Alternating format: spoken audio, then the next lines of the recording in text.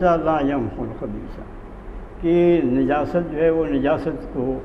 نہیں پاک اس سے پاک نہیں ہوتی۔ اب اتنی عام بات ہے کہ ہر شخص سمجھ سکتا ہے کہ اگر کسی کے دامن پر کسی کے کپڑے پر نجاست لگ جائے یا جسم پر نجاست لگ جائے تو کیا وہ نجاست سے اس کو دھو دے تو وہ پاک ہو جائے گا؟ عام بات ہے کہ وہ پاک نہیں ہوگی۔ اسی طرح سے اگر کوئی شخص جو ہے وہ یہ سمجھنا چاہے کہ میں نے مال تو کمایا آرام سے لیکن اس میں اچھی جگہ خرچ کر رہا ہوں، وہ نہیں ہوگا۔ اللہ تعالیٰ اس کو اسی وہی قبول کرے گا، اس کا خرچ اور اس کا صدقہ جو اس نے حلال سے کمایا ہوگا، چاہے وہ 10 درہم ہوگا یا 100 درہم ہوگا، کروڑ ہوگا یا ارب ہوگا، جو کچھ بھی ہوگا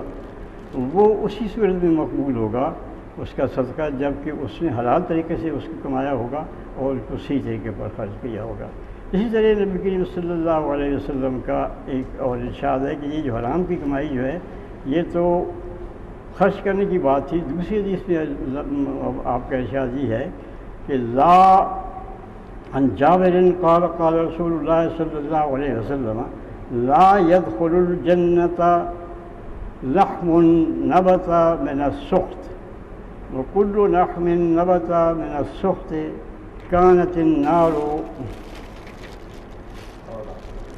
النار اولا بھی،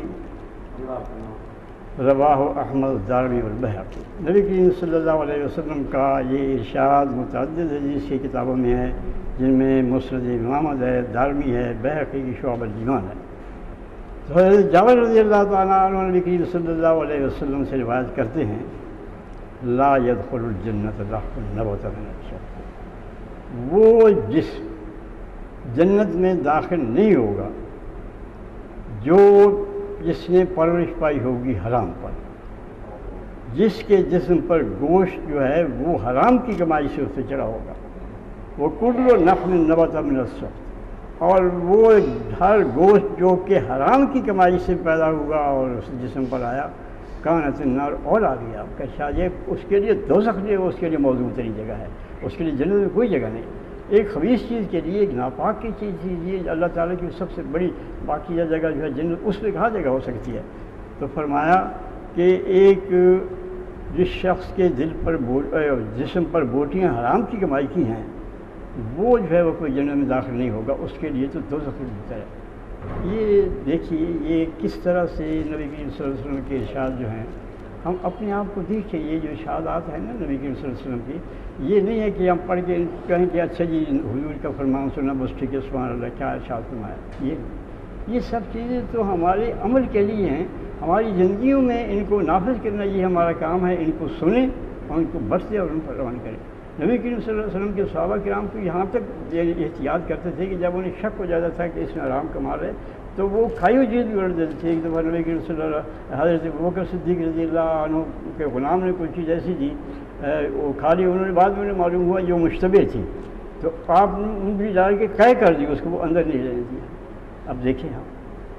اسی طرح سے ایک شخص حضرت عبداللہ بن سلام جو پہلے یہودی تھی اور مسلمان ہوئے تھے، ان کے پاس ایک شخص پڑھنے کے لیے آئے، تعلیم حاصل کرنے کے لیے، تو انہوں نے ان سے فرمایا کہ دیکھو آپ ایسی جگہ سے آ رہے ہیں جہاں کاروباری لوگ ہیں، تو اگر آپ نے کسی کو قرض دیا اور اس نے ایک بھوسے کی گٹھلی جو ہے وہ تمہیں دے دی تو یہ حرام ہوگی، یہ تمہارے جائز نہیں ہوگی۔ آج کوئی ان چیزوں کا خیال کرتا ہے